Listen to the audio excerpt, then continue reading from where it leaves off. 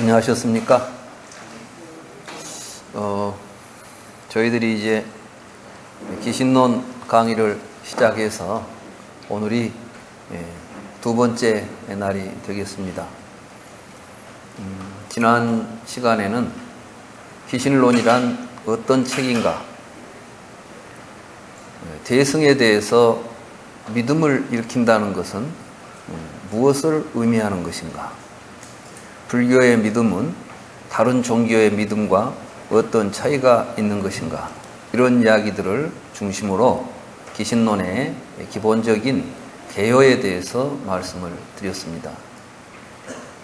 기신론은 우리가 행복하게 살려고 한다면 어떻게 해야 할 것인가를 이야기하고 있습니다. 기신론뿐이 아니라 불교를 한마디로 이야기한다면 그것은 괴로움을 벗어나서 행복하게 살자는 것입니다. 우리가 깨달음을 추구하는 것도 무엇을 깨닫자는 것인지를 알고 깨달음을 추구해야 합니다. 맹목적으로 깨달아야 된다. 깨달음의 종류도 많습니다.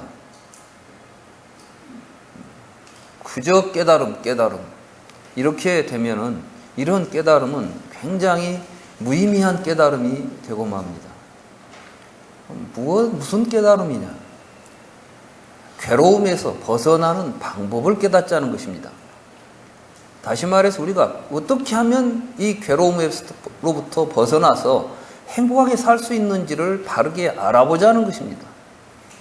그렇기 때문에 우리가 불교를 통해서 깨닫게 되는 깨달음은 결국 우리로 하여금 실천을 요구합니다. 깨달았으면 어떻게 하는 것입니까? 깨달은 대로 살아야 되겠죠. 아무리 깨달았어도 그걸 자기의 삶 속에서 실현하지 않는다고 한다면 그것은 그 의미가 있는 깨달음이겠습니까? 아니죠. 그런데 우리는 마치 깨달으면 뭐가 될 것으로 착각을 하고 수행을 합니다. 깨달아서 뭐가 되려고 합니다. 그런데 사람이 깨달았다고 해서 사람이지 그게 뭐가 되겠습니까? 오히려 뭐가 되는 게 이상한 일입니다. 사람은 사람입니다. 그런데 그 사람의 삶 속에서 우리는 고통스러운 삶을 살고 있기 때문에 문제가 되는 것이죠.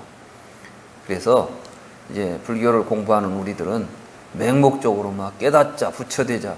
너무나 이건 식상한 일이고 이건 부처님의 바른 가르침도 아닙니다.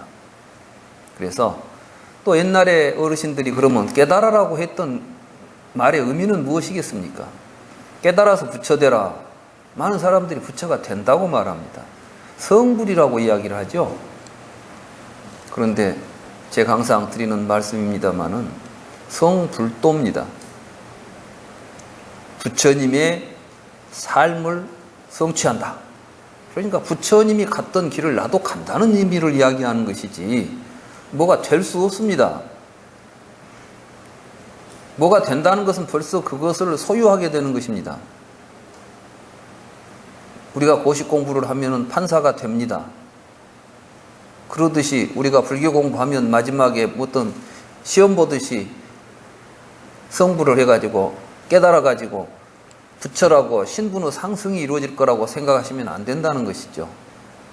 부처님은 모든 생명이 차별 없이 평등하다는 것을 깨달았는데 나는 깨달아가지고 차별된 위치에 가겠다고 한다면 이건 부처님의 바른 깨달음이라고 할 수가 없는 것입니다. 그렇지 않습니까? 그걸 깨닫자는 것입니다.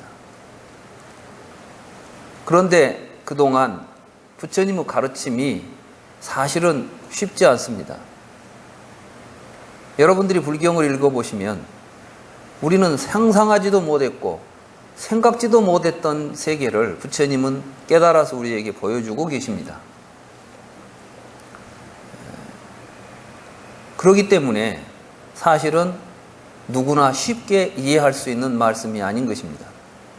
그래서 그동안 불교를 열심히 공부하시는 많은 분들이 계셨지만 그 가운데는 불교를 잘못 오해하고 잘못된 불교 수행을 해온 것이 역사적인 사실입니다. 실제로 이 기신론을 썼던 마명보살도 왜 내가 이 기신론을 쓰는가 하는 이야기에 보면은 이런 이야기가 있지 않습니까?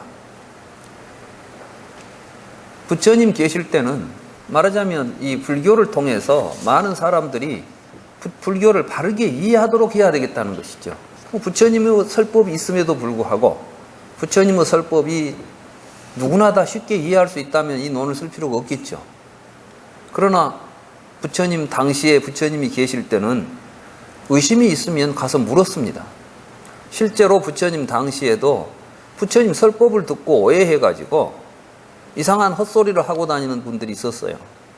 그러면 그때마다 부처님이 불러다가 그런 건 잘못된 생각이다. 뭐 아리따라는 비구도 있죠. 아리따라는 비구는 공무하니까 뭐 죽으면 그만이겠는데 뭐 아무렇게나 살아도 된다는 이야기 아니야. 이렇게 불교를 이해합니다. 사띠라는 비구는 부처님께서 식에 대해서 여러 가지로 말씀을 하시니까 그러니까 식이 윤회를 하는 놈인가 보구나. 우리가 윤회를 하는데 식이 돌아다니면서 업을 지어서 업을 받고 윤회를 하는 식이라는 존재가 있구나. 이렇게 이해를 합니다. 이런 모든 잘못된 이해들을 부처님은 그때그때 그 자리에서 깨우쳐 줄 수 있는 인연이 있었지만 이제 부처님께서 열반하신 뒤에는 누가 어떤 이야기를 하고 많은 사람들이 또 그렇다더라 하고 믿으면 그렇게 가는 거예요. 세상 사람들은 다수의 의견에 쫓아갑니다. 자기가 어떤 생각을 가지고 있다가도 옆에 사람들이 모두 똑같은 다른 생각을 이야기하면 내 생각이 잘못됐나? 하고 따라가게 돼 있죠. 부처님께서 불교를 역류라는 표현을 합니다. 흐름을 거슬러 올라간다는 이야기를 합니다. 이 흐름은 뭐냐면 세상의 흐름입니다. 세상 사람들은 다 이런 식으로 살아간다 할지라도 그게 바른 삶이 아니면 나는 거기로부터 거슬러 올라간다는 것입니다. 이게 출세간의 길인 것이죠. 그러니까 불교는 바른 생각을 가지고 그래서 부처님께서 하신 말씀이 무소우 뿔처럼 혼자서 가라. 뭐 처음부터 혼자 가라는 이야기가 아니죠. 우리는 모두 바른 지견을 가지고 서로 함께 바른 삶을 살도록 노력해야 됩니다. 그래서 함께 가야 됩니다. 그런데 아무도 함께 가지 않습니다. 그러면 저 사람들이 가는 데가 좋은가 봐. 나도 따라가겠어. 이렇게 가지 말라는 거예요. 아무도 가는 사람이 없거들랑 혼자서라도 가라.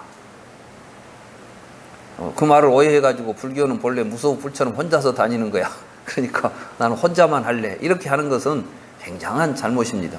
제가 항상 보면서 걱정하는 게 무소우 뿔처럼 혼자서 가라는 말만 강조되지 그 앞에 있는 많은 도반들과 함께 바른 길을 향해서 함께 나가라는 그 전의 말씀이 생략되니까 문제죠.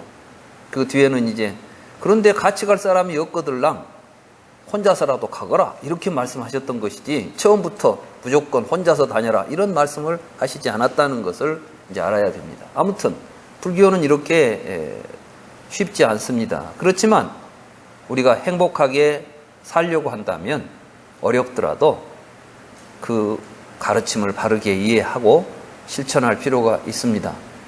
쉽다면 오늘 이 자리에 이렇게 적은 숫자가 나왔겠습니까? 사실은 불교 공부하자 그러면 그거 해서 뭐예요? 요즘 세상에. 요즘 세상엔 돈이 최고잖아요. 세상은 전부 돈을 쫓아갑니다. 뭐 강의도 봐가지고 사람들이 싼 강의 쫓아다니더라고. 우리는 너무 비싸구만. 이러는 거예요. 솔직히 우리 강의가 좀 비싸요. 제가 생각해도 비쌉니다. 근데 제가 일부러 비싸게 하라고 그래요. 난 지금 사실 이 강의를 광주에서 할 때 50만 원씩 받으라고 그랬어요. 그럼 뭐 내가 돈 챙기고 싶은 마음이 있어서가 아니라 가치 있는 것을 가치 있게 생각할 때 우리가 그것을 바르게 실천할 수가 있습니다. 그래서 제가 지난번에 광주에서도 이야기했는데 부처님은 한 번 설법하면 1억씩 받았어요. 뭐 그때 1억이 어디가 있냐고 말씀하실지 모르는데 제가 지금부터 부처님 법문이 얼마짜린가를 내가 말씀을 드리겠습니다. 부처님은 물론 다니면서 세상 사람들을, 고통스러운 사람들을 향해서 가지요. 우리는 부처님을 잘 이해해야 됩니다. 부처님은 날마다 맨발로 찾아다닌 집은 거부장자의 집이 아닙니다. 가난하고 배고픈 일반 서민들의 집을 하루에 7집씩을 꼭 방문해서 그들에게 그들의 삶을 살피기 위해서 걸식을 하신 것입니다. 신발이 없어서 맨발로 다니신 게 아닙니다. 부처님이 원했다면 가죽 신발, 황금으로 된 가죽 신발도 갖다 바쳤을 겁니다. 그럼 왜 부처님은 맨발로 다녔겠어요? 가난하고 없는 사람들이 신발이 없어서 맨발로 다닙니다. 그들과 함께 하고 있는 것입니다. 부처님은 그들과 함께 삶을 살려고 했던 것입니다. 부처님이 계신 곳은 부잣집이 아니었어요. 가난한 사람들과 함께 하려고, 그들에게 구원을 주려고 했던 것이죠. 세상에서 가장 천한 사람들이 얻어먹는 사람입니다. 부처님은 자기 자신을 세상 사람들이 가장 천시하는 삶을 자신의 삶으로 택한 것이에요. 깨닫고 나서도 그걸 버리지 않았습니다. 우리는 그러한 부처님을 보고 나도 그렇게 살려고 불교를 공부해야 되는데 불교 공부해가지고 돈 벌고 출세하려고 한다면 이게 무슨 불교 공부가 되겠습니까? 그런데 이제 그렇게 걸식하고 오다가 거부장자들이 부처님 저희들한테도 설법해 주셔야죠. 우리 집에도 한번 오세요. 그러면 부처님이 대답을 안 씁니다. 대답을 안 하는 것이 승낙이라고 그래 돼 있어요. 근데 제가 볼 때는 기분이 좋고 하고 싶으면 예 가겠습니다 하지 대답을 안 했을 리가 없지. 제가 볼 때는 부처님께서는 청하는 것을 안 갈 수는 없지만 좋다고 이제 부자가 나를 불러줬으니까 가서 맛있게 먹어야 되겠다는 생각이 없었겠죠. 그러니까 부르면은 원하는 곳에는 가지만 그러나 그렇게 뭐 흔쾌히 좋아서 가지는 않은 것 같아요. 근데 아무튼 한번 가면 어떻게 가느냐. 한번 청했으면 8회를 밥을 공양을 해야 돼요. 근데 부처님 혼자 가는 게 아니라 1250명이 간다고. 부처님 대중들을 다 끌고 가야 돼. 그러니까 걸식을 가는데 부처님이 걸식을 안 하는데 나는 가서 밥 얻어 먹을 테니까 너희들은 나는 부잣집 가서 좋은 밥 먹을 테니까 자네들은 돌아다니면서 어서 이렇게 말 안 하신 거예요. 부처님은 승가는 함께 하는 거예요. 부처님이 어느 집에 가서 밥을 먹으면 같이 가서 먹는 것이지. 부처님은 철저하게 평등하신 분입니다. 그래서 부처님 가니까 그날은 부처님도 공양을 드신 어느 집에서 공양을 얻어 드시는 날이라면 모든 대중들이 함께 갈 수밖에 없는 거예요. 상가는 한 몸이니까. 그게 불교의 상가 정신입니다. 모든 것을 평등하게 나누고 함께 하는 것이 상가입니다. 우리는 그 상가에 귀의하는 것입니다. 오늘 우리가 삼귀 했잖아요. 삼귀가 뭡니까? 그러니까 거룩한 상가지요. 뭐 사람들이 모여 있는 데가 거룩합니까? 거룩한 모습을 가지고 살아가는 삶이 거룩한 것이죠. 그래서 가게 되면 부처님 모셔놓고 음식을 함부로 마련할 수가 없을 거 아니에요. 제가 계산을 해봤어요. 그래도 10,000원짜리는 한 끼 식사 10,000원어치는 만들어내야 되지 않겠냐. 근데 요즘 보니까 10,000원은 또 돈도 아니더라고. 요즘 가서 어디 보니까 뭐 국밥 한 그릇 먹는데도 막 10,000원씩 해요. 그러니까 요즘 가격으로 한 50,000원짜리 만들었을 것 같아. 내가 옛날 한 20년 전 산정해보니까 1억이었는데 요즘 시세로 하면 한 5억 정도 될 것 같아. 그럼 부처님 한번 모시고 한 끼 밥을 하는데 그것도 다행이야. 부처님이 하루 한 끼를 드시니까 그러지 3끼를 다 드시면 이게 엄청날 거야. 그런데 이게 1250명을 8회를 모신다고 보니까 딱 10,000그릇 되더라고. 제가 계산을 해보니까 1250 곱하기 8은 10,000입니다. 이게 만발공양이에요. 대중공양. 우리가 절에서 대중공양을 만발공양이라고 하죠. 바로 10,000개를 채우는 공양이라는 뜻에서 만발인데 이 만발이라는 말이 부처님께서 누구에게 초청을 받아 가면 어느 집에서 대중에게 공양을 올린다 그러면은 기본 10,000발 공양을 하는 거예요, 이게. 그런데 한 그릇에 10,000원짜리면 1억입니다. 50,000원짜리 같으면 5억입니다. 그러니까 부처님 한번 모시겠습니다라고 말 낸다는 것이 그렇게 아무렇게나 부처님 한번 와서 식사하십시오 이렇게 하는 이야기가 아니에요. 지금 내가 5억 쓰겠습니다 이 정도 이야기가 되는 이야기라고. 그런데 그거 여드레밖에 안 해요. 여드레 해주는데. 근데 제가 보니까 여기 강의는 열흘도 넘더만.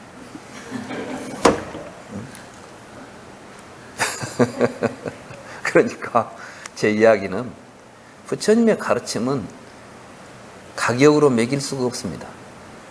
그래서 좋은 부처님의 가르침을 우리가 공부한다고 할 때는 이게 경제적으로 뭐 비싸네 싸네 이런 생각이 일어나면 벌써 공복이 틀린 거예요. 내 목이라도 걸고 이 법을 듣기 위해서는 내 목이라도 내놓겠습니다 하는 마음을 가지고 공부를 해야 이게 되는 것이지. 요즘 자본주의 경제에 의해서 이건 얼마짜리냐고 주산 튕기고 있으면 이건 벌써 공부할 자세가 안 돼 있는 것입니다. 사실은 부처님 가르침은 세세생생에 이 가르침 만나기가 그만큼 어려운 것입니다. 이런 소중한 가르침을 이제 바르게 다시 부처님의 가르침이 오해되고 뭔가 바른 가르침에서 멀어져 갔을 때 마명보살이라는 분이 그런 것들을 염려해서 쓴 책이 대승기실론입니다. 그래서 지난번에는 대승에 대한 이야기를 좀 했고, 오늘부터는 본격적으로 그 대승기실론의 내용에 들어가서 이비분부터 공부하겠습니다. 그렇죠? 오늘 이비분 할 차례죠? 네. 우선 이비분이라는 말부터서 알고 가야 됩니다. 이분 세운다는 뜻이죠. 의가 뭘까요? 이때 의. 이런 이제 불교의 개념들이 본래 버머, 그러니까 이 산스크리트어를 이제 번역을 합니다. 그러니까 산스크리트 의미를 한문으로 번역했을 때 그게 어떤 의미인가를 우리가 바로 이해해야만 한자로 된 경전의 의미를 알 수가 있는 것입니다.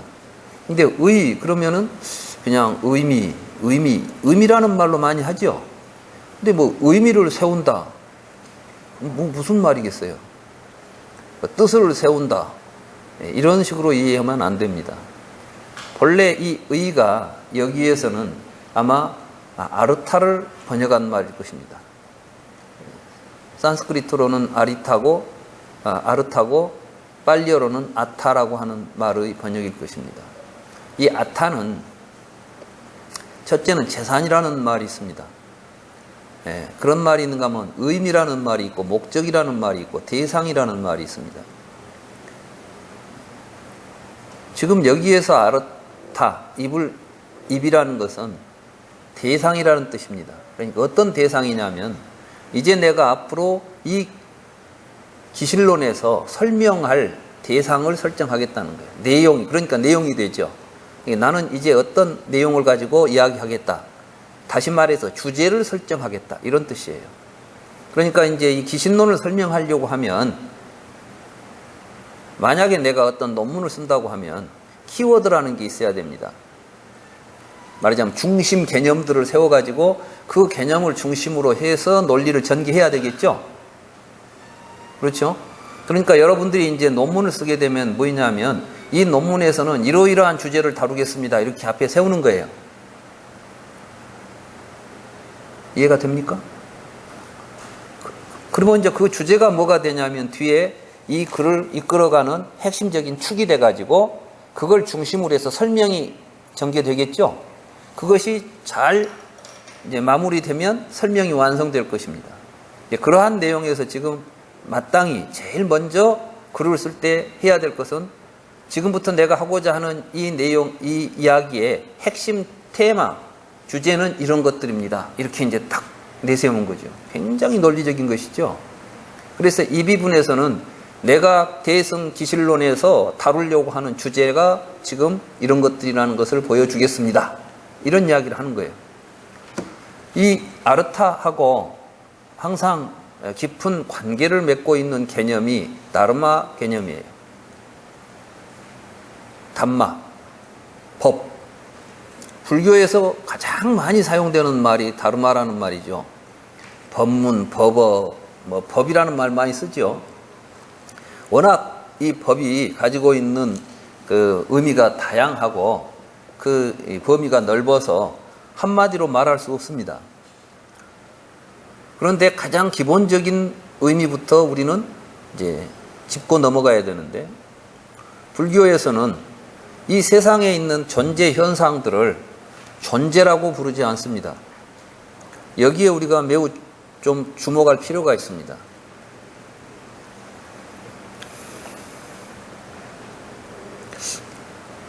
여러분들은 이 컵을 존재라고 말하죠.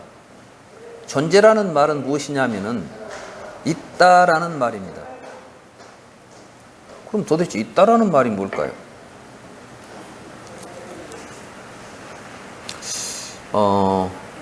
제가 이런 식으로 불교를 이야기하면 어떤 분들은 불교가 왜 그렇게 복잡하냐 뭐 간단히 이야기하면 될 텐데 복잡하다는 이야기를 해요. 부처님께서는 무엇을 깨달았냐면 우리들이 세상을 보는, 우리들이 세상을 이해하는 우리들의 시각, 우리들의 의식이 문제가 있다는 것이에요. 그게 무명입니다. 그러니까 부처님께서는 무엇을 깨달았냐면 우리들이 무명을 가지고 있다는 사실을 깨달은 거예요. 부처님께서 보리수활에서 무슨 일을 했어요? 생로병사가 왜 있는가를 생각하죠. 그리고 가다가 마지막에 생로병사를 일으키고 있는 것은 무지라는 사실을 깨달은 겁니다. 맞아요? 틀려요? 이거 역사적인 사실이고 모든 경에서 이야기하고 있는 겁니다. 그러면 우리가 뭘 깨달아야 되겠습니까? 우리도 부처님 가르침을 따라가다 보면 어떤 지점이 도달해야 되겠어요? 내가 지금까지 잘못 생각하고 살았구만. 내가 지금까지 세상 헛것 보고 살았구나. 이게 깨달음이에요. 근데 자기 생각으로 이해를 해버렸다면 이건 하나도 불교를 이해한 게 아니에요, 사실은. 그러니까 불교를 자기가 이해하려고 하면 안 돼. 불교를 공부하다 보니까 자기 생각이 전부 다 지금 부정되는 거야. 이 생각으로 밀고 나가도 답이 안 나오고 저 생각으로 밀고 나도 답이 안 나오니까 이게 웬일이냐. 이게 이제 화두로 이야기하자면 뭘 생각하면 생각할수록 쥐가 솥불 잘못 들어가면 뭐가 터질 줄 알고 나가보면 갈수록 좁아져 가지고 오도 가도 못하게 되는 지점이라고 그러잖아요. 거기에서 깨달음이 일어난다 그러잖아요. 그 깨달음이 뭐겠어요? 길 잘못 들었구나.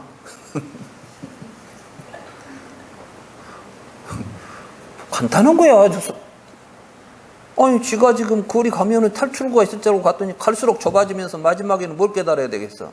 내가 잘못 생각하고 왔구만. 그러면 뭐 해야 돼? 이제는 돌아서야죠. 생각을 바꿔야지. 이게 깨달음이에요. 불교 깨달음 바로 그거 하자는 게, 참선을 하든 무엇을 하든 간에 모든 화두가 지향하는 게 그런 지점인데, 그런 건 어디다 두고 앉아서 거기 있으면 뭐가 또 나오려고 생각해. 이건 망상들이죠. 불교를 제대로 이해하지 못하기 때문에 나오는 일들입니다. 그래서 이제 여기서 내가 좀 여러분들에게 설명해 드리는 것은, 부처님께서는 그런 깨달음을 통해서 우리에게 다르마라는 말을 이야기하신 것이고, 그 다르마에 대해서 말씀하셨기 때문에 부처님의 가르침이 다르마인 것입니다. 아시겠어요? 그러니까 우리는 다르마에 대해서 제대로 이해를 해야 되는 것이죠.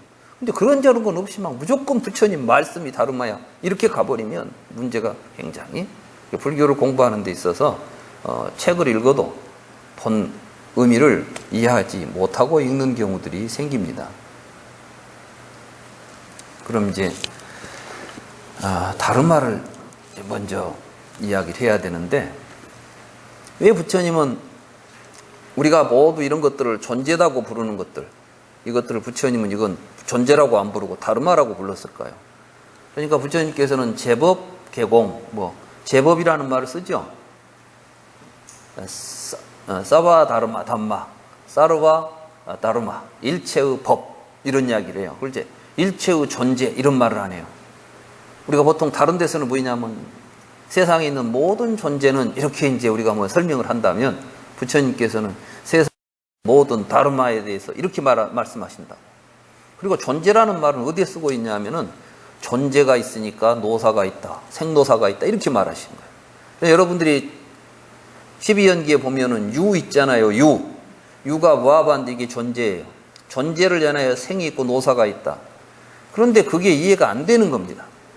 세상 사람들은 존재가 있으니까 생노사가 있다는 말이 이해가 안 되는 거야. 우리들의 언어를 가지고는, 우리 생각을 가지고는. 여러분이 논리적으로 생각해 보니까 존재가 있으니까 생사가 있다는 말이 이해가 됩니까? 안 되죠? 존재가 있으니까 생사가 있어요? 초무자는 무진이잖아요. 네? 초무자는 무진이라 애초에 어떤 자는 사라지지 않는다. 초무자는 무진이라. 없는 것이 뭐 없는 것이 생기지도 않고 없어지지도 않겠죠. 근데 그때 유라는 말은 그런 의미가 아니에요. 지금 이제 있으니까 생이 있고 노사가 있다. 유로 인하여 생이 있고 생으로 인하여 노사가 있다. 이야기를 하는 거예요. 그런데 유로 인하여 생이 있다는 말이 쉽게 이해가 안 되냐는 말이에요. 되세요? 잘 되세요? 그러면 되시면 이제 되신 분도 있을 것이고, 개 중에는 안 되신 분들이 있을 거예요. 자, 생이 있어서 노사가 있다. 그러니까 실은 이건 존재 때문에, 존재는 그런 의미에서 지금 우리가 말하는 존재가 생노사라는 우리의 사유에 토대가 되어 있어요. 아까 말씀하셨는데 없는 것에 대해서는 생노사를 말할 필요가 없는 것이죠. 뭐가 존재가 있기 때문에 그것의 생노사를 이야기하는 것이죠. 그런데 우리는 그 존재라는 개념을 우리가 갖기 때문에 생노사라는 생각을 하게 된다는 이야기예요. 그런데 그 말을 일체의 모든 존재 현상을 이야기할 때 그 말을 사용해서는 안 되는 것이죠. 그러면 우리는 이 세상을 존재로 보고 있는데, 근데 아비달마 불교에서 그 유를 어떻게 해석하냐 하면 이 유를 다음 세상으로 가는 어떤 과정으로 설명을 하려고 해요. 생노사, 생을 받으려면 이 생에서 다음 세상으로 가는 그 어떤 과정으로. 그러니까 그것을 설명하는 개념이 실제로 여러분들이 이제 불교 사전을 보면 와바라는 말이 becoming, become 막 이런 식으로 영어로 되어 있어요. 무엇이 된다는, 되어감이란 뜻이야. 근데 사실은 언어적으로 보면 그 말에 그런 의미가 전혀 없어요. 와바라는 것이. 이거는 being이라는 뜻의 의미가 기본인데 이것을 자꾸 윤회설로 생각하고 그걸 윤회적으로 해석하려고 보니까 이 개념이 이 생에서 다음 생으로 뭔가 새로운 존재로 되어간다. 그래서 다음 생에 가서 무엇이 존재가 되어서 태어나가지고 죽는다. 이런 식으로 해석을 하려고 한다는 것이죠, 이 말들이. 근데 그것은 사실은 무명으로부터서 생긴 우리들의 잘못된 관념이 생노사의 고통으로 다가오게 된다는 이야기를 할 때 유라는 말을 쓴다는 것이에요. 부처님께서는 이런 유가 무지로부터서 비롯된 잘못된 존재인식이라는 걸 이야기하는 겁니다. 우리 모든 현상을 인식하는데 잘못된 인식이다. 그럼 바른 인식을 하게 되면 이게 뭐냐? 모든 것은 연기하고 있습니다. 그래서 연기한 것을 법이라고 부릅니다. 그러니까 이제 다르마라는 말 속에는 뭐가 들었냐면 연기한 것들이라는 뜻이에요. 연기한 것. 연기한다는 말은 무엇이냐 하면 실제로 그 자체가 어떠한 존재성을 가지고 있는 것이 아니라 어떤 조건들에 의해서 지금 조건에 의지하여 나타나 있는 현상입니다. 이게 다르마입니다. 그래서 이 모든 다르마들은 연기하고 있어요. 연기하기 때문에 실체가 없습니다. 실체가 없기 때문에 무하고 공이라고 부르는 거예요, 이게. 근데 이 사실을 모르기 때문에 자꾸 여기다가 실체성을 부여하려고 하는 거죠, 우리들이.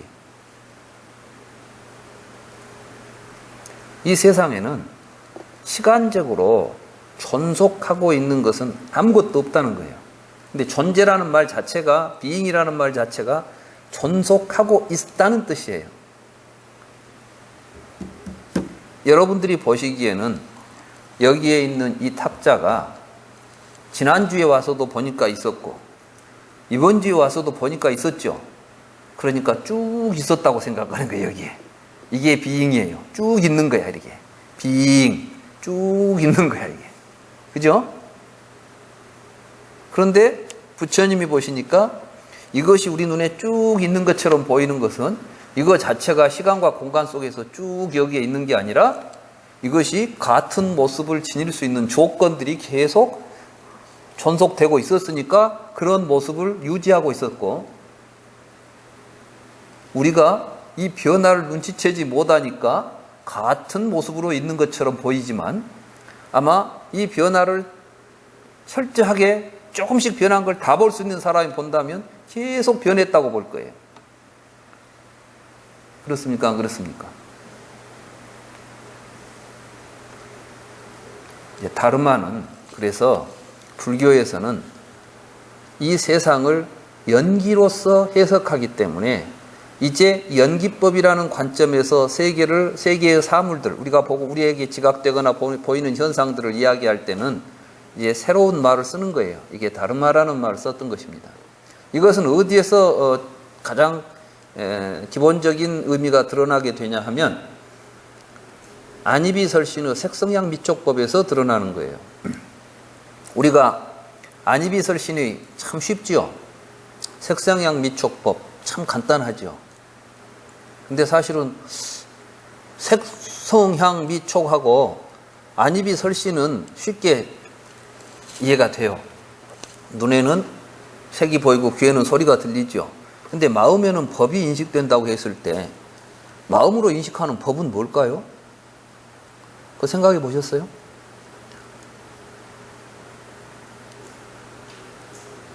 왜 의에는 법이라고 했을까요? 그 법은 뭘까요? 우리가 마음으로 법을 본다는 것은 무슨 의미가 있을까요?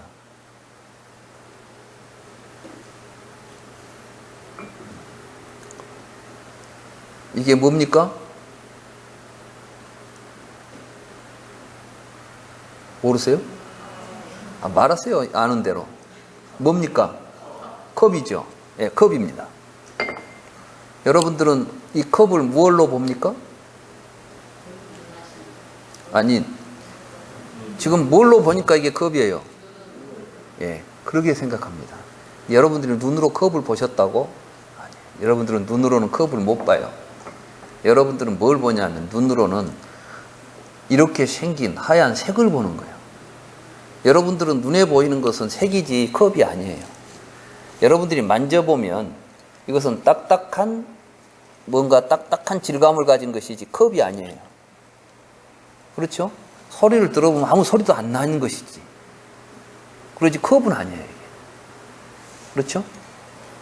그런데 여러분들이 이것을 컵이라고 보는 것은 사실은 눈으로 색을 봤지만 마음으로 컵을 보고 있는 겁니다. 이 컵을 보고 있는 것이 마음이에요. 그리고 그 마음으로 보고 있는 것을 법이라고 하는 거예요. 그러니까 다르마는 반드시 의하고 같이만 나타나는 거예요. 여기에 사과 모양이 있어요. 여러분들이 사과다고 봤어요. 그런데 사과인 줄 알고 깨물어 봤더니 사과 맛이 안 나. 사과인 줄 알았더니 사과가 아니네? 하면서 보니까 뭐 양초 덩어리예요. 근데 양초인지 어쩐지도 모르겠어. 아무튼 좀 초같이 생겼어. 그리고 나서 이제 마지막에 이게 혹시 양초인가? 하고 심지를 박아서 불을 켜보니까 불이 탔어요. 그럼 우리는 그때 이거 양초였구나 이렇게 말하겠죠? 그러죠? 여러분들이 눈으로 봤을 때는 그 사과의 형태를 가지고서 지금 마음이라는 놈이 이건 사과다라는 판단을 하고 있는 겁니다.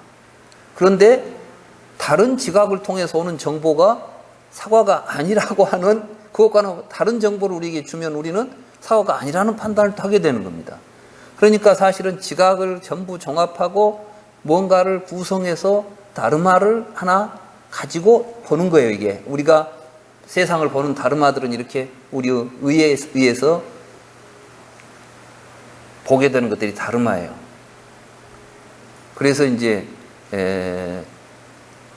불경에 보면 제자들이 그렇게 서로 토론을 합니다. 지금 제가 하는 이야기는 저 사람은 혼자 막 불교를 자기 멋대로 철학적으로 막 해석을 한다 이렇게 하는 사람들이 있어요, 나보고. 근데 제가 혼자 제 멋대로 혼자 하는 게 아니에요. 제가 경을 읽어보니까 그렇게 되어 있어서 여러분들에게 그 경을 설명하는 거예요. 경에 보면은 부치라하고 사리부라고 이야기든가 어떤 그 두 제자가 서로 이야기하는데 이렇게 이야기를 합니다. 우리들은 눈으로는 색만 보고 귀로는 소리만 듣습니다. 이게 우리는 눈으로는 소리를 못 듣죠. 귀로만 소리를 들어. 그러니까 우리의 지각들은 각각 자기 의식의 세계가 개별적이에요. 그런데 여러분들은 어떤 생각을 하냐면 한번 생각해 봅시다. 매실을 생각해 봐요. 매실을 봤어요. 매실을 보면은 매실의 모양만 봤을 거 아니에요. 근데 여러분들은 매화를 보는 순간 맛이 느껴져요. 그 신맛이 온단 말이에요. 혀는 지금 매화 옆에 매실 옆에 가지도 않았는데 여러분들은 벌써 이 안에서는 침이 고와. 내 이야기만 듣고도 침이 고이신 분들이 있을 거예요. 왜 그럴까요? 이런 걸 묻는 거예요. 사실은 불교는 철저하게 있는 그대로 우리들이 이 세상을 지각하고 인식하고 느끼고 생각하고 살아가는 삶이 어떤 구조에서 일어나는가를 정확하게 이해하려고 하는 겁니다. 사실은 그렇게 하기 위해서 윗바사나 하는 거예요. 근데 우리는 지금 윗바사나가 어디로 가냐 하면 그러한 여실한 직연을 가기 위한 수행으로 가는 것이 아니라 그거 하면 뭐 삼매에 들어가지고 거기 가면 뭐 신기한 뭐 신통력이 나오지 않을까 이런 식으로 가버리니까 수행이 제대로 된 수행이 되는 게 아니라 이상한 세계를 다른 세계를 지향해버려요. 같은 수행이라는 이름을 가지고 비슷한 형태를 가지고 비슷한 일을 한다 할지라도 어디로 가야 될지를 제대로 모르고 가면 바른 길을 갈 수가 없는 겁니다. 부처님 당시의 제자들은 그런 대화를 서로 나누고 있어요. 그러면 이걸 보고 보이냐 하면은 각각 이 다른 경계를 간다고 그래요. 다른 대상이 틀려.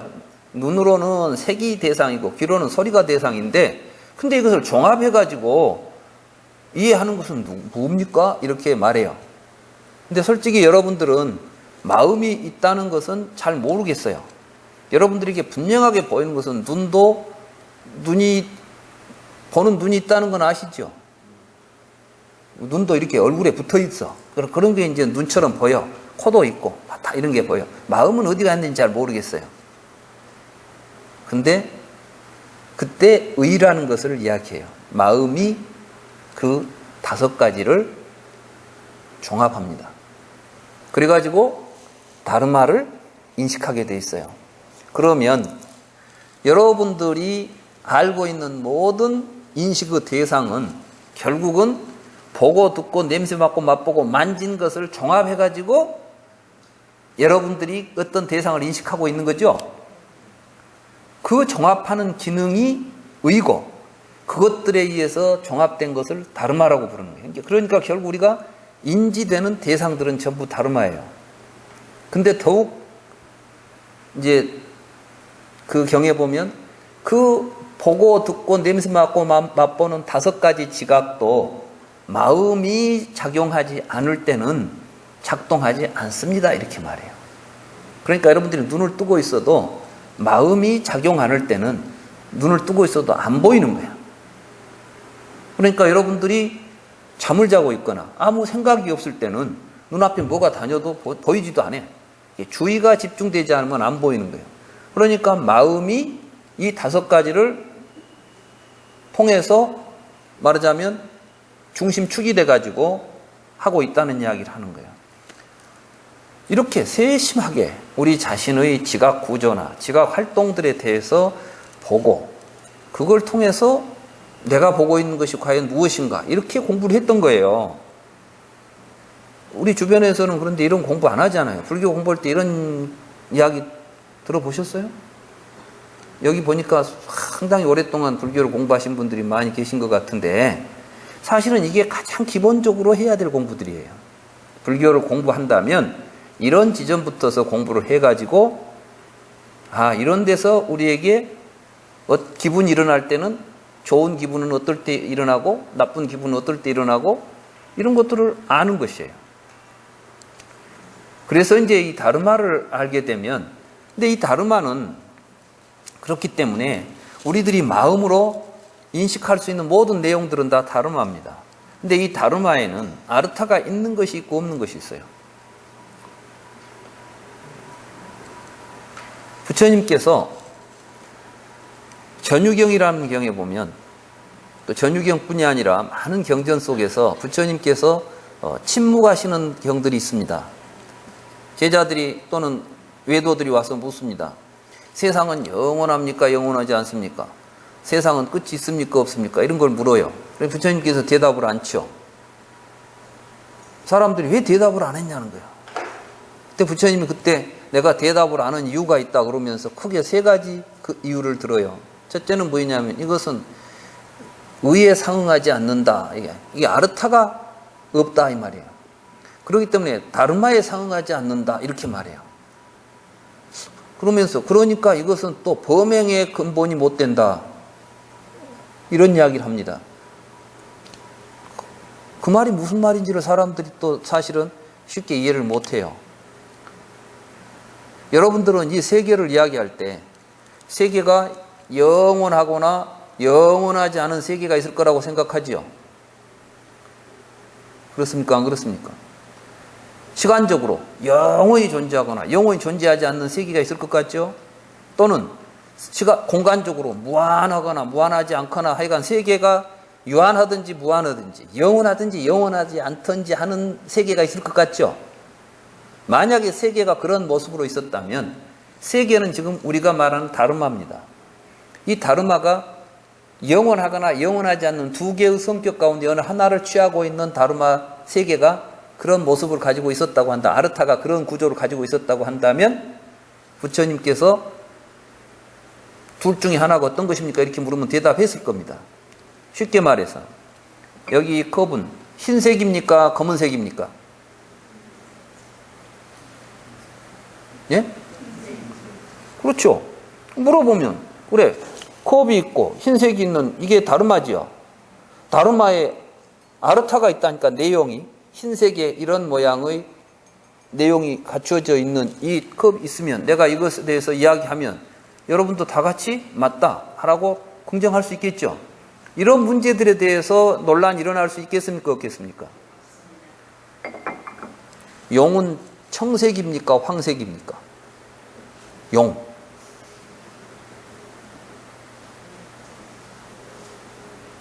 응?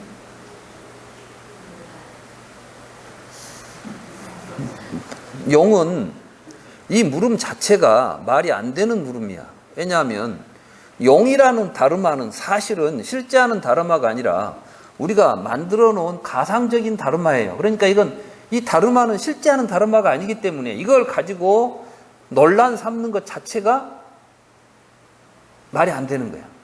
그 다음에 이 다르마가 없는데 아르타를 이야기할 수가 없잖아요. 말하자면 이 다르마의 내용이 청색입니까? 황색입니까? 이런 이야기를 한다는 것 자체가 의미가 있습니까? 없습니까? 아무 생각, 의미도 없는 거야. 그러니까 뭐 이 용을 잡아다가 뭐 보약으로 먹을까, 뭔 치료제로 쓸까, 이런 이야기들은 말이 안 되는 거죠. 아무 무의미한 것들. 지금까지 종교와 철학이 했던 게 전부 이 짓을 한 거예요. 보이지도 않고 들리지도 않고 알 수도 없는 것들을 놓고 앉아서 콩이와 팥이 한 거예요. 브라만이 있어가지고 세상을 만들었다. 브라만 천에 가야 우리가 영생을 누린다. 지금 부처님한테 그런 이야기 하니까 부처님이 그것이 무지다. 지금까지 세상 사람들은 그런 무지 속에서 쓸데없는 이야기만 해오지 않았느냐. 그럼 당신은 무슨 이야기를 합니까? 그러니까 나는 지금 여기에서 있는 거, 지금 여기에서 벌어지고 있는 거, 너희들 지금 괴롭지 않느냐? 예, 괴롭습니다. 그러면 무슨 생각을 해야 되겠냐? 내가 왜 괴롭지? 이걸 어떻게 해서 해결해야지? 이런 이야기 해야지. 지금 아무 의미도 없는 이야기. 천당에 간다. 죽어서 뭐 어디로 간다. 죽어서 간 곳을 본 사람이 있습니까? 없습니까? 지금 세상 사람들이 제일 중요하다고 생각하고 있는 이야기들이 알고 보면 가장 쓸데없는 이야기를 가지고 있는 거예요. 부처님 그걸 깨달은 겁니다. 그래서 이제 불교에서 이야기할 때는 지금 여기서 대승불교 이야기하면서 대승 이야기하면서도 대승이라는 것은 어마어마한 거야. 지금 기신론이 왜 어려운지 아세요? 기신론 공부하신 분들이 이 대승 기신론을 그렇게 읽어요. 일심 대승이라는 것이 있는데 모르겠어. 무엇을 갖고 대승이라 한지도. 책에는 막 뭐라고 엄청나게 써졌어. 혼자 막 상상을 해. 그래가지고 이게 대승인데 뭐 이런 이야기를 하니까 어려운 거예요. 근데 사실 여기서 하는 이야기는 여러분들의 마음, 여러분들의 경험을 벗어난 이야기가 단 한 구절도 안 나온다는 것만 아셔요. 그러니까 그런 문으로 이 경을 읽으면 이 경은 너무나 쉽고 명쾌한 글입니다. 여기서 벌써 이 비분에서 그걸 드러내고 있어요. 자, 봅시다. 마하연자는 총설하면 두 가지다. 하나는 법이고 하나는 의다. 그러니까 지금 우리가 대승이라고 하는, 마하연은 대승입니다.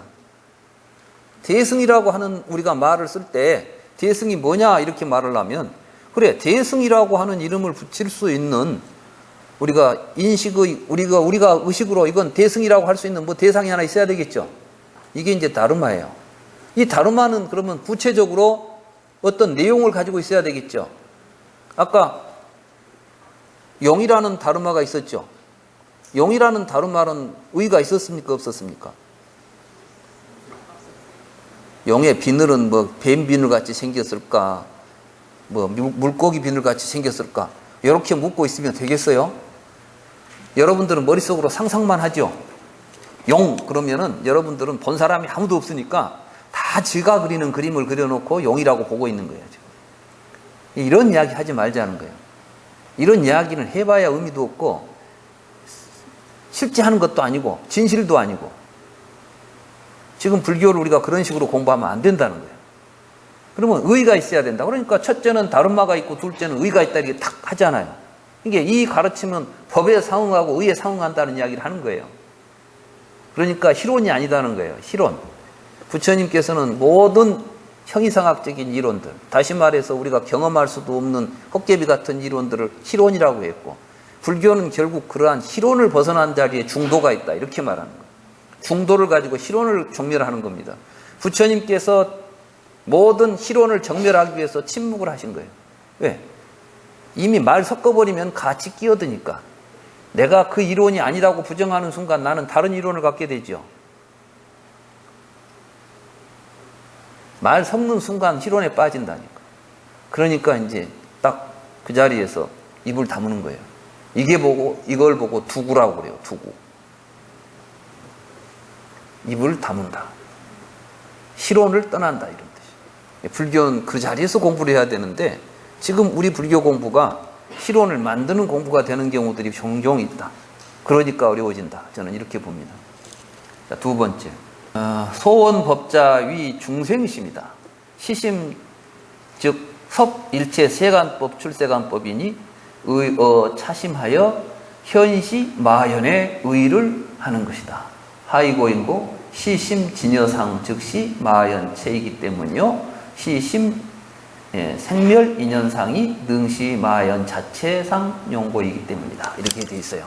그럼 이 말을 이제 한번 해석하면 여기서 아까 마연이라고 하는 것을 우리가 이야기하려고 할 때 마연을 설명하려고 하면은 다르마와 아르타, 법과 의 이 두 가지를 딱 세워야만 이야기가 된다 그 말이에요.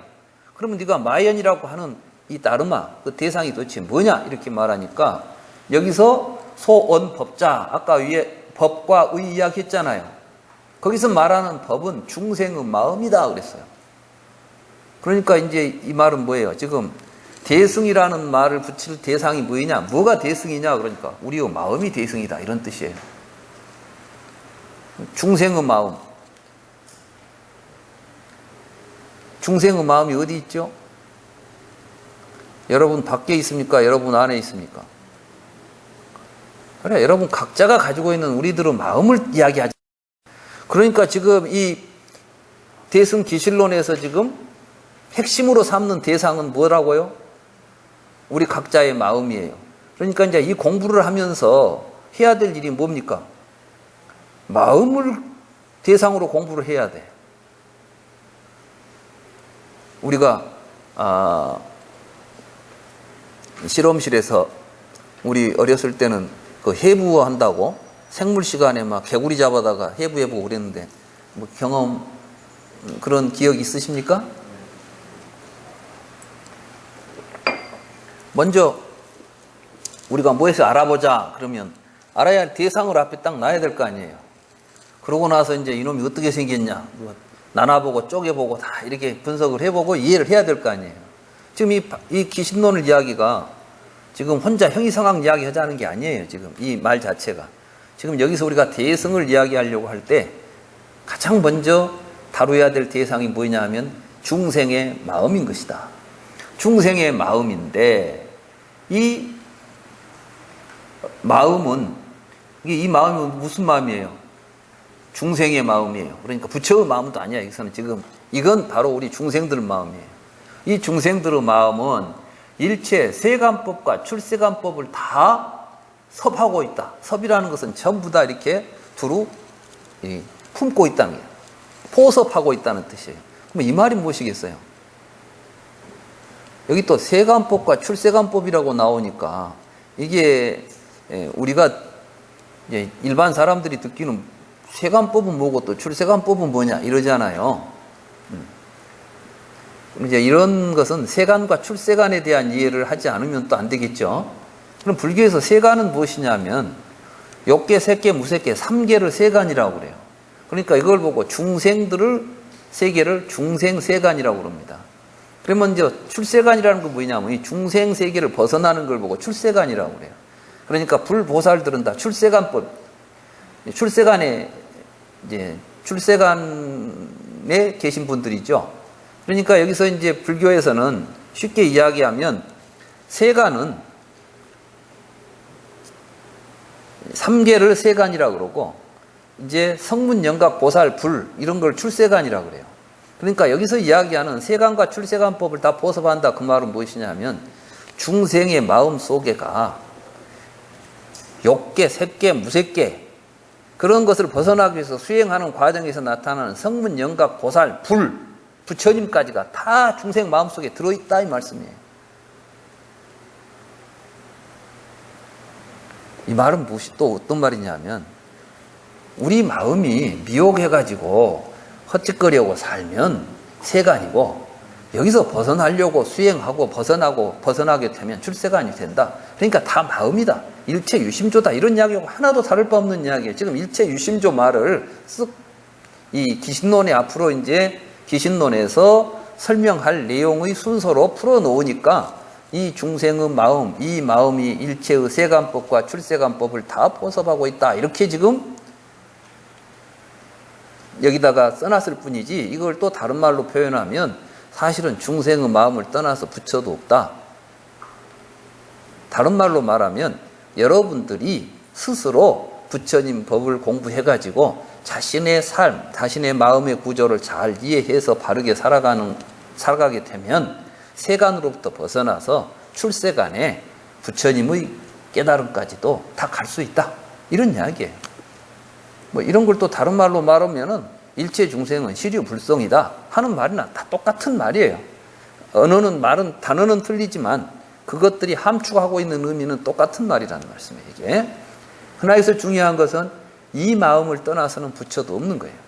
그러니까 지금 불교 공부하는 데는 여러분들이 지금 보고 느끼고 살아가고 있는 고통을 느끼고 있는 이 마음 그것 속에 사실은 이 모든 고통을 벗어나서 해탈하고 일체 중생을 제도할 수 있는 원대한 마음이 이 속에 다 들어있는 겁니다. 그래서 이걸 보고 중생 즉 불이다 이렇게 말하는 거예요. 여기에 세간법과 출생값이 다 들어있으니까 이렇게 하는 이야기란 말이죠.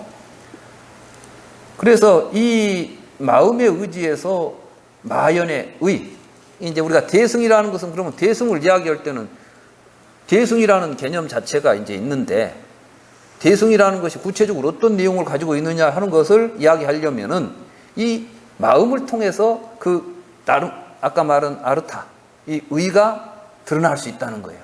이 마음을 떠나서 대승을 이야기하면 우리가 구체적으로 대승 기신론에서 말하는 대승의 의미가 드러나겠어요, 안 드러나겠어요? 안 드러나. 그러니까 여러분들은 마음이라는 것이 허구적인 것입니까? 실제적으로 지금 여러분들의 삶 속에서 작용하고 있는 현실입니까? 현실이죠. 그러니까 지금 이 마음을 가지고 이야기하는 이 자리에서는 아까 말한 대로 뭐 용이 어쩌냐 이런 이야기하고는 전혀 다른 거예요, 지금. 근데 불교 공부하면서 막 어떤 개념을 하나 놔두고 나와 상관없이 뭐 어떤 형이상학적인 의미로 그 대상을 이야기하려고 하면은 굉장히 혼란스러워요. 그러니까 이제 항상 이 기신론 공부하실 때 여러분들이 놓치지 말아야 될 것은 내 마음에 대한 이야기다.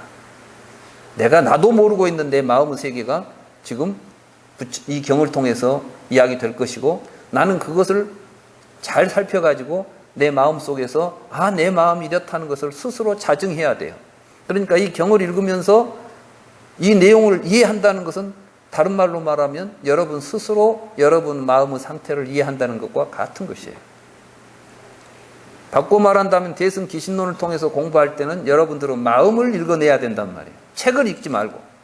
여기서 책을 문자로 읽어버리면 대승 기신론은 또 희론이 된다고. 지금까지 많은 사람들이 대승 기신론을 책으로 읽어버리니까 기신론 해석 자체가 서로 엇갈려가지고 왈가왈부하고 이론적 대립이 나타났던 것이고 이것을 여러분들이 마음을 보는 길로 삼아서 지금부터 같이 그 길을 가야 됩니다. 이 마음의 진여상이 바로 대승의 체가 되는 것이다. 그러니까 우리가 대승이다 그러면 아까 이야기했죠. 우리가 지난 시간에 대승을 제가 몇 가지 이야기했죠. 그 큰 의미로는 대승은 나 아닌 것이 없다 그랬죠. 나 아닌 것이 없다. 자타가 불이하다. 나와 남이 둘이 아니다. 그러니까 나 아닌 것이 없다. 그러니까 자리이타다. 뭐 이러한 대승이라고 우리가 부를 수 있는, 근데 대승이라는 말 자체가 또 상당히 은유적이에요. 이게 뭐냐면은 큰 수레란 뜻이거든. 마하야나가 한자어로 번역하면 대승이라고 번역을 했어요. 마하가 크다는 뜻이고 야나가 수레란 뜻이에요. 말하자면 자동차란 뜻이야. 그러니까 큰 자동차예요. 큰 자동차는 혼자만 타고 가는 것이 아니라 많이 타고 가죠. 어떻게 그 많이 타고 갈 수 있는 차가 네가 말하는 그 큰 자동차라는 게 뭐야? 이렇게 물었어요, 지금. 그러니까 그거 지금 내가 대승이라고 이야기한 그것은 우리 마음이야, 마음. 근데 여러분들은 마음을 혼자 마음으로 써요. 이 말은 무엇이냐면 여러분들은 무슨 일을 할 때 내 마음을 충족시키고 나만 행복하면 좋겠고 이렇게 모두 혼자만 타고 다녀, 이 마음을. 근데 사실은 이 마음이 그렇게 타고 다니면 괴롭다, 이게야. 이 마음, 네 마음이 지금 실체가 그렇게 안 돼 있어. 네 마음은 엄청 큰 거야. 그래가지고 다 태울 수 있어. 우리가 모두 다 같이 함께 타고 갈 수 있는 자동차를 너는 다른 사람은 못 탄다고 생각하고 너 혼자만 타고 다니려고 하니까 문제가 생기는 거야. 이런 이야기예요, 지금. 그래서 우리의 마음의 진여, 참모습은 대승의 체가 되는 거야. 이게 이제 대승의 본체야. 이런 뜻이에요. 그런데 이 마음에서 생멸인연상, 진여하고 생멸이라는 말이 여기서는 항상 진여문과 생멸문이라는, 그래서 문이 나눠지는 거예요. 생멸인연상은 뭘 보여주냐면 마연 자체의 상과 용을 보여준다. 자체, 상, 용이라는 말인 게 여기서 이제 크게 드러나는 게 뭐냐면은 체라는 개념하고 상이라는 개념하고 용이라는 개념이 나와요. 그렇죠? 이걸 또 어렵게 풀면 한이 없어요. 근데 사실은 이게 어려운 말도 아니고 아주 당연하고 간단한 이야기예요. 체상용은 뭐냐 하면 우리가 무슨 이야기를 하면 이걸 가지고 이야기하지 않으면 설명을 할 수가 없어요. 뭐든지. 내가 이제 이 컵을 가지고 이야기했으니까 컵에 대해서 한번 생각을 해봅시다. 내가 컵에 대해서 여러분들에게 설명을 해준다고 이제 가정을 한다면 이 컵이 지금 체예요, 이게. 근데 이제 이 컵은, 그러니까 이제 컵이라고 하는 것은 일체의 모든 컵을 한마디로 컵이라고 할 수 있어요. 근데 구체적으로 이제 하나씩 하면 이제 요 컵에 이거는 이제 모양이 보이죠. 컵은 상이 있죠. 그 다음에는 이 컵은 용도가 있어. 쓰임이 있어. 그렇게 해서 우리는 컵에 대해서 이해를 하는 것이에요. 근데 컵같이 생겼는데 물을 따라 마실 수가 없으면 컵이에요, 아니에요? 아니잖아요. 그래서 이제 마연을 지금부터 이야기하는데, 마연의 체가 되는 것은 우리의 마음이다. 중생의 마음이다. 근데 중생의 마음의 본 모습, 진여, 참 모습은 사실은 큰 대승이다. 근데 이것들이 구체적으로 생멸인연상을 보여주는 것이 상과 용이다. 이런 이야기예요. 다른 말로 이야기하면 이제부터 이 대승기실론에서는 우리의 마음의 그 자체의 모습과 그 다음에 이것들이 어떠한 상으로 나타나며 이것이 어떠한 식으로 작용하는가를 이야기하겠다는 거예요. 그러니까 이제 이것은 그걸 갖다가 자꾸 객관화시켜가지고 설명을 따라서 가려하면은 그 사람 설명해 준 대로 따라가면은 절대로 답이 안 나와요. 여러분들은 마음에다가 이걸 지켜봐가지고, 아, 대저 내 마음이, 아, 이게 상이구나. 우리의 마음에는 진여상과 생멸인연상이 나타난다. 우리의 마음에는 진여의 상태와 모습과 생멸인연의 모습을 가지고 있는데, 진여의 상은 이것이고 생멸인연상은 이런 것인데, 이것이 또 용으로 드러날 때에는, 이것이 활용될 때는 이러한 작용을 한다. 그건 누가 하고 있어요, 지금 그 작용을? 여러분들이 하고 있다는 이야기야. 그 이야기를 지금부터 보여주겠다는 이야기야. 여러분들은 지금 그걸 여러분들 스스로 보고 압니까, 모릅니까? 내 마음 나도 몰라, 지금. 여러분들 살면서 도대체 내가 왜 이런지도 모르겠고, 안 그랬으면 죽었는데 자꾸 이상한 생각 나고, 여러분들 결혼하는데 자꾸 괴로운 생각 일어나지 않아요? 그죠? 그래. 그렇게 살고 있으니까 이제부터 왜 그런지 보여주겠다는 거예요. 왜 그런지. 그럼 어떻게 하면 그런 고통스러운 헛된 생각 소멸해버리고 행복한 삶이 우리에게 나타나는가까지 보여주겠다. 그 이야기예요. 조금 더 걱정하지 마세요. 아주 쉽습니다.